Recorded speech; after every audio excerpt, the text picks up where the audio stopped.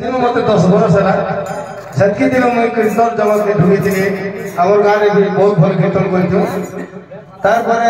नाट में अभिनय कर 10 बरस तो आम संचार कला भी पाद दे आमरी गौरमाल भी आसीचु नाची छुआ मैंने जिते बेले शौक कले बाबा कीर्तन कले हेता गो बोलिकी स्टेज प्रोग्राम मान समस्ते गई छले बेले आई सांग जे ई डांस रे पूरा माहिर ई भुवनेश्वर देकी भी भाग चाली करी हला से डांस रे तार बहुत नाम कमाई छे तार पर कीर्तन करू बोलिकी मते जिते बेले कहले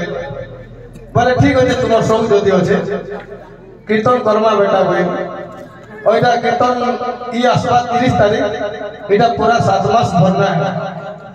मात्र 7 मास होचे कीर्तन जगत के कोले पहाड़ धन्यवाद आपन को भी